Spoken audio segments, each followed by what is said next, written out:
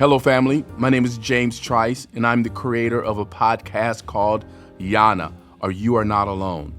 You Are Not Alone is a podcast for Black men. It is more than just a podcast. It's a lifeline and a brotherhood. We're here to create a supportive, judgment-free space where Black men can have real, open conversations about what truly matters to us, from family and relationships to community, sports, culture, politics, faith, sex, race, education, and the challenges of everyday life. We dive deep into it all. Whether you're looking for advice, motivation, prayer, or just a comfort of knowing you're not walking this journey alone. YANA is here for you. This is your space to connect, grow, and be heard, because none of us are meant to do life alone. Look for new episodes weekly wherever you get your podcasts.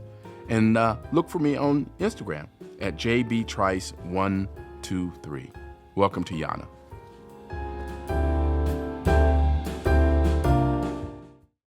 Grace and peace, everyone. This is James Trice. Welcome to a new episode of YANA. You are not alone. This is a space for Black men to come together and talk uncensored in a judgment-free environment about the issues that matter most to us.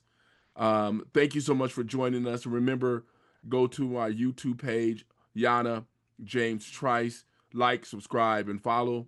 You can also hear and listen to episodes of YANA on Apple and Spotify. New episodes every Thursday. So thank you so much. Today's guest is a brother I am just had the pleasure of meeting, but it was highly recommended that he be a part of this show today. Cory Coakley. And right before we got started, him and I just talked a little bit about just his life and a little bit about that. But I want him, he could do a better job than me of talking about who he is and what he wants you to know about him. So Cory, introduce yourself, tell the audience a little bit something about you, and let's get started. My name is Cory Coakley. My government name is Corinthian Coakley. Um, I'm a husband, a father, a grandfather, uh, a bonus father, um, former basketball, football, baseball coach. Uh, uh, that's just a little bit about me. And I love all those titles that I just mentioned. Okay. Well, talk a little bit about you. When you introduce yourself, you said your government name is Corinthian, Yes. and but you call yourself Cory Coakley. Talk about that. What was the transition from Cory to, or from Corinthian to Cory, and how did it come about? Well, Corinthian came about. My godmother named me Corinthian because it was her favorite book in the Bible, of course, the Book of Love. But my mom came up with Cory, and so um, I've been going back. I went through Corinthian a little bit during elementary, but it was getting too hard to write their name when you're a kid. So I just said, I'm going by Cory. And the teacher was okay with it, and I've been going by Cory ever since. Um, uh, but it's a nice icebreaker. I can tell you that Corinthian is a nice icebreaker. Um, um, and people also get a kick out of it. So my joke is without the ass, not with the ass. Okay, but why Cory from Corinthian? Because Corinthian is a powerful name. There's two books, First and Second Corinthians. It's you understand the uh, uh, Bible, but why yes. So Cory? because is I believe it's more inviting. Hmm. Um, uh, it's simple. Um, and I don't have to have the story of why I was named Corinthian. So you know, Well, um, you got it. You're telling the story of why it's Cory, and when you yeah, introduce yourself, you say form your government name is Cory, yeah, yeah. and So, then it's Corinthian. So you have to tell that story. so yeah, because when Most of the time, if I'm in a place where I have to use my government name and then the name comes up, then I say I'll go by Cory because it's more inviting. Corinthian is kind of a mouthful. Um, and so Cory, like I said, is more inviting. It's more subtle. To me, it's more relaxed. Um, and it's actually, truly believe in this, but throw you off. I truly believe there's two different personalities that come with that. Um, because most of the time, if I'm using the name Corinthian, it's more or less in a professional setting, right?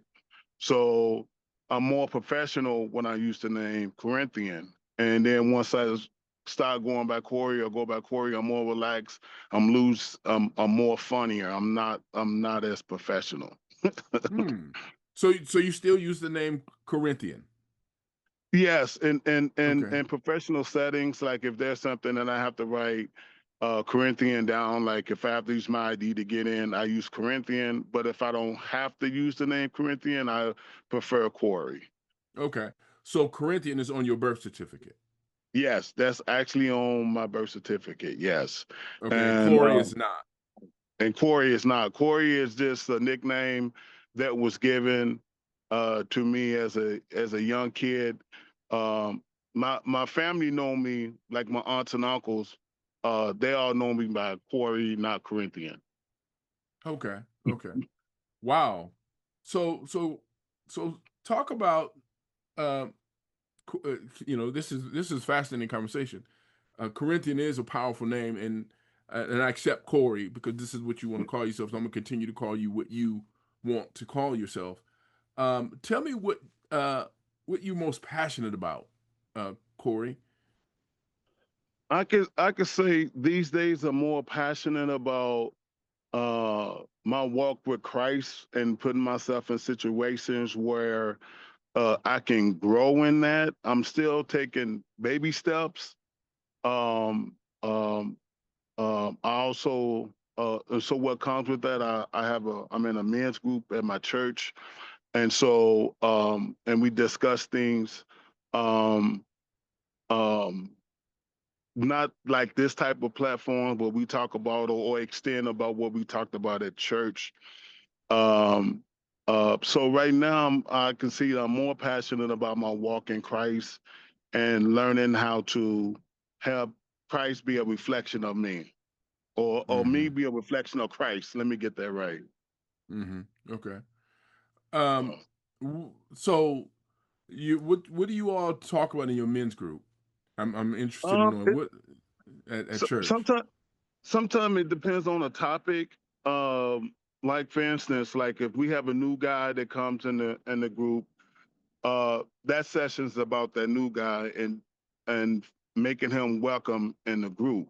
And so we just had a gentleman that came last Sunday, and we just made the group about him. We said we talked, we asked him questions, and and then we introduce ourselves. And Mm-hmm. so that takes up that time in that particular moment. But majority of the times we have an extension on what the word was and at church, or if Okay. something come up, if somebody need prayer. For instance, I just got back from Arkansas for a funeral, so before I left, they prayed for me, and we kind of made that uh, uh, a little bit about that situation. So it depends on week to week. It varies from week to week, depending on who's there and who's not there, how big the group is, and how big the group is not. Okay. So, So, how do you all discuss issues concerning black men, if at all? probably not at all, because Hmm. it's a very diverse group, and I am the black man in the group. Hmm. Um, um, and so when I met you, and I was telling you how much I appreciate this platform because it's some things that I talk about that they don't understand, right? Hmm. And it's not no fault of their own because they didn't grow up in that environment. And so when I have a platform like this, I can speak my true truth, if you understand what I mean. I don't have to hold back. I don't have to over explain or why this is, because we all come from a similar background, so I don't have to go in that depth with that. So So, if you were given an opportunity in this group as a black man, what mhm. would you say? Because you said there's some things that you feel like you can say that they wouldn't understand or get, and you said there's no fault of their own. What would you say? What are some of the things you would say to these men if you had the ability to as a black man? What would you say? Well, because of where I come from, I grew up in a town called Little Rock, Arkansas, and I grew up in the projects, and in the mid late '80s, and it was the time of the gangs and the drug dealers, and it was really hard.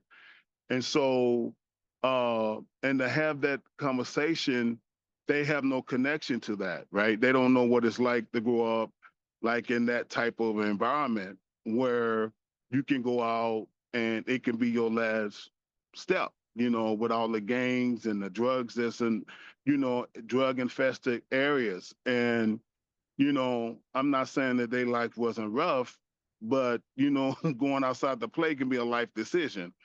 And I learned to in that I've learned to um be appreciative of life, because it's 1 minute you can be here, 1 minute you can not be here.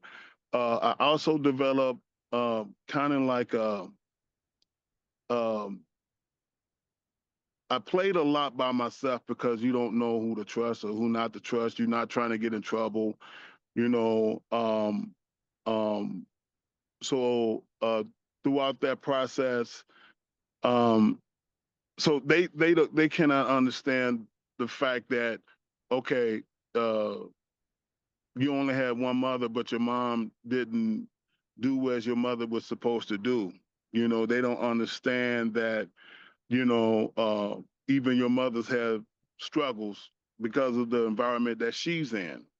And so and so you have, it's times that even as a kid where I had to figure out, okay, where's the next meal coming from?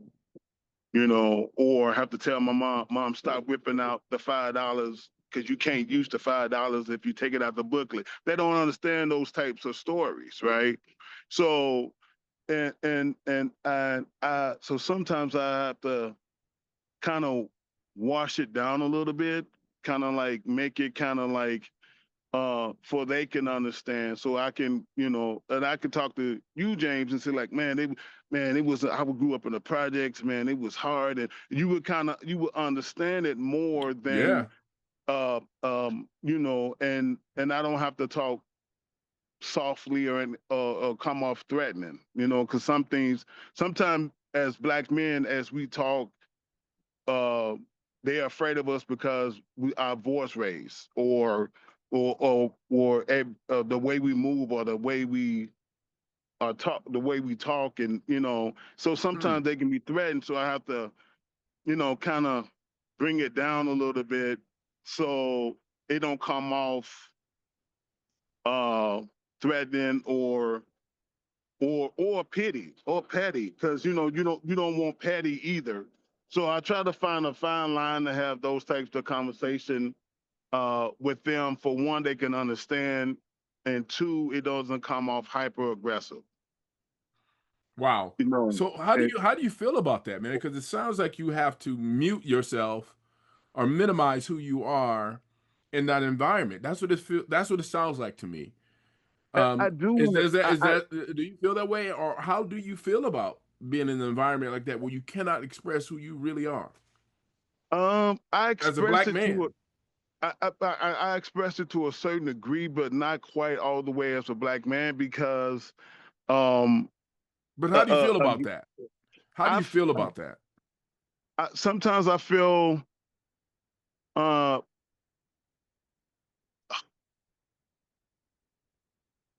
so, sometimes I feel like um um sometimes, oh my goodness, hold on, sorry.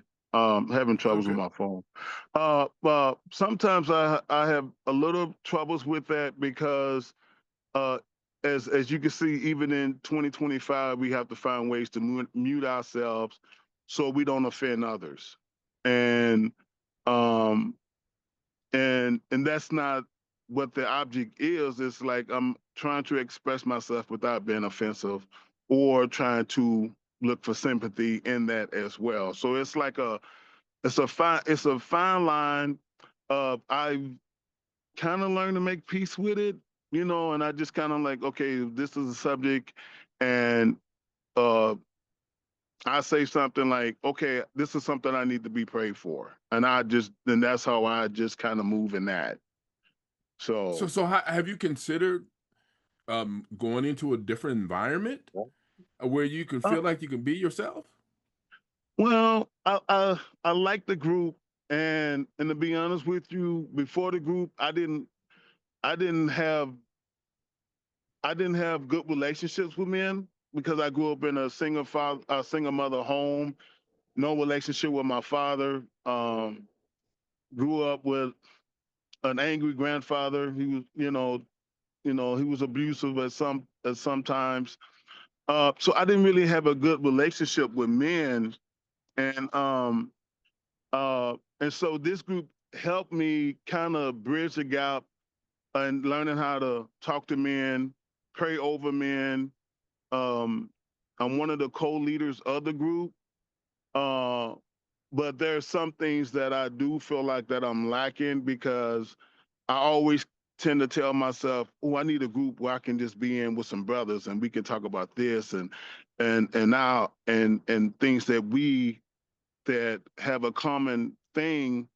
And that's actually how I got led to you because I was talking to Mr. Foster about that same situation about where I need to be able to be in a place where I can just talk to black men and love on black men because uh, for some reason we the most hated and feared men at the same time, and Mm, and we share that space where people fear us, um, and they look down on us. hmm. I've been in places, James, I'll tell you, where I have had to represent a whole race of people, a whole race of men because of what they seen on TV. Um, and I've been in these sundown towns and I had conversations with men, with white men about how they felt about us because of what they saw on TV. And Yeah. so and that is a hard place to be in. And um because they already coming with a preconception of who you are, and you have to Mm. go out of your way to like, no, that's not everybody. That's just It just kind of like when you see a cowboy on TV, that don't mean every white man that you walk into is a cowboy. That's right. So every black man that you see, we ain't all thugs. We ain't all drug dealers. We ain't all whatever that negative consumption that you have seen or feel that you have heard about us. You sit down with me 10 minutes, I could change your life. And Mm. I truly believe that. And even with the going back to the group, I have changed some of them guys' minds because of they see me standing in the space. They Mm. see me standing in the gap. And so uh and that's kind of how it's been my whole life. I was My kids are biracial, and those sundown towns that I've been to was where my kid's mother, her family is from. So I had to go represent a whole race of people because they preconsume like, hey, that's a black guy. He's in a gang. Or something in that, and then they have to sit down and then they'd be so shocked how smart that you are, or how much intelligence that you have, and it be that. That's why I say you give me 10 minutes, I can change your life because because what you see is not always what you get. So So let me ask this question: what do you think is the role of black men in changing the perceptions, the negative stereotypes that white people, that this society in America and a lot of the world has about black men? What do you think is our responsibility to change their perceptions? Well, first of all, they have to give us the opportunity to be in the same room. Uh, Sometimes when they have these conversations or make these decisions, we not even in the same space, right? So So, they, what do you think for is our one, responsibility? Do we have a responsibility to change their perceptions, or is it on them to change their perceptions? it's a little bit of both. Hmm. I think it's a little bit of both because you know we can't change their perspective if we're not in that same space with them, and we cannot and we can't if we don't have the opportunity to show them or be in that space, we land where we land, right? So we have to have the What do you mean? We opportunity. land where we land. You mean, are you So, saying that if we're not in their spaces, they're going to if maintain we, their perceptions? yes, so if we're not in a space, or we not, or when there's a conversation about this that need to be heard, you got to have you got to have more than one of us in the room. You can't just have one person, like I said, like I was representing a whole race of us, just because we all is, and we come from different backgrounds, and so you can't have that one same. Like for instance, they'll get the intelligent brother, but not the brother that grew up hard, right? They get the brother that grew up in the suburb. He don't represent all of us, right?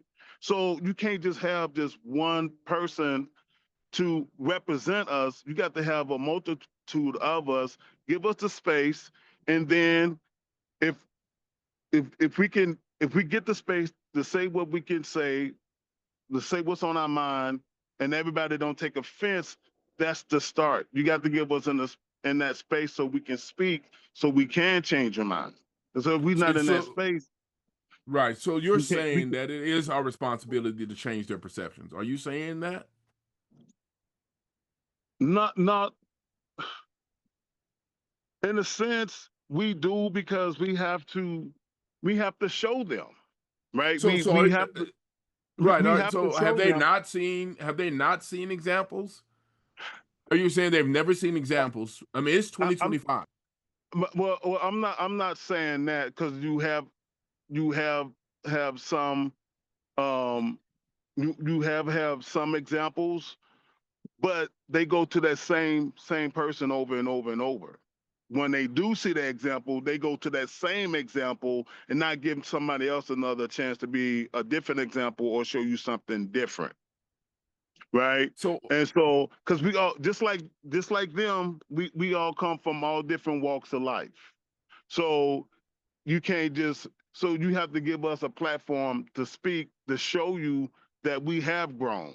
It's a lot has changed in these last 500 years since we've been free, and so, but we get that same example, the example that they show, that cut the what you call the cookie cutter guy. They show that the same cookie cutter guy, you know like I don't get a chance to represent where I come from, you know um but I have somebody else to say that he represent me, and that's not true, because he can have one thought and I can have another thought.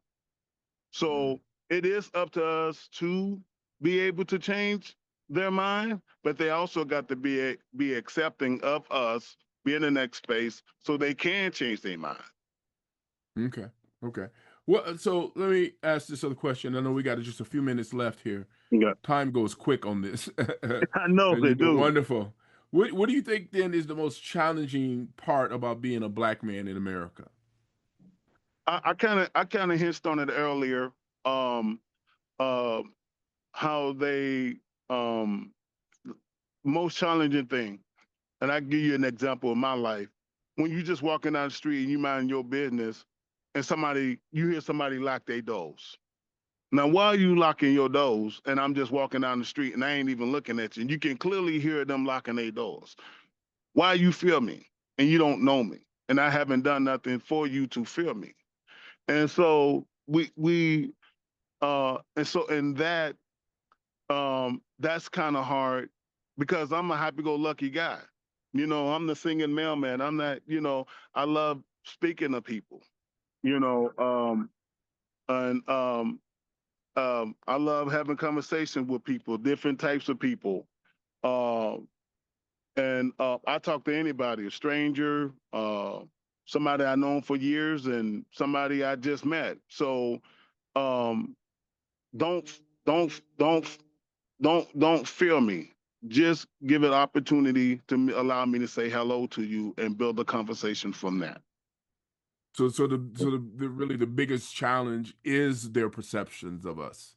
Yes, their Yeah. perception of us, and because I'm a cool guy, Corinthian or Cory, I'm cool either way. Right. Right. Right. Um. So let me ask this: as we got like a few minutes left, what do you see the future? How do you see the future for Black men here in America?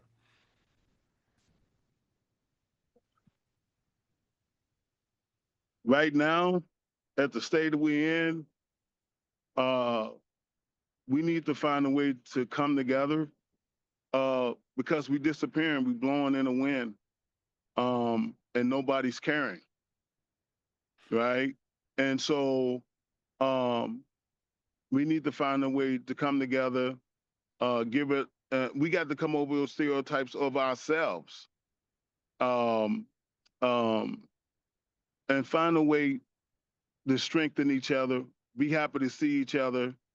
Um, embrace each other, and say it's going to be all right. I should be able to be more comfortable coming to a black man than another man, right?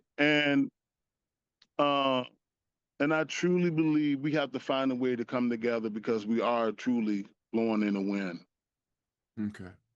We only have wow. The time is going quick. We got like 5 minutes left. I'm gonna ask you two more questions, and we're gonna try to conclude the conversation today.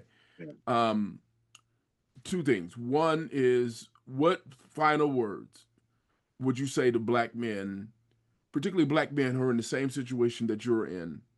You say your kids are biracial, meaning that you were married to a white woman, is what it was, Yes. right? And Black men who are trying to navigate spaces where they're trying to change perceptions of the people around them who are not Black. So, what would you say to them? And then, what is a quote or a um, a song, a poem, Okay. anything that has inspired you, that inspires you to keep going? So, those two Okay. questions. The first question is go up to your brother, tell him what's up, hello, how you doing? Um, let's find a way to come together, love each other. We all like to barbecue. We all like to eat barbecue. We all like to eat soul food. Come together over a plate and have a conversation. Um, my quote, thing that I say is, if I can make one person smile a day, I ain't already had a good day. Um, um, I love putting smiles on people's faces, no matter what their background is. And that is truly from my heart. Um, but yeah, yes, that's my answers. All right, brother. Well, thank you so much, Corey. And we have to get you back on the show again because I want to dive deeper into some of the topics that you raised, and I Yes, think it's worth doing that. Also, let's connect afterwards. yeah, Let's get yes, together and let's do that. So I appreciate you, okay, brother. Thank you for joining me today. no Um, problem. all right, and we have to have you come back. Thank you, audience, for listening to this episode of Yana. You are not alone. A space for Black men to come together and realize that we don't walk this journey of life alone, because we're not meant to do life alone. And again, catch episodes of Yana every Thursday on YouTube. Go to Yana James Trice, and then you can catch new episodes every Thursday on Apple and Spotify podcasts. Thank you so much. Peace and blessings, everyone. And remember, we're never meant to do life alone. Yana is here for you. This is your space to connect, grow, and be heard because none of us are meant to do life alone.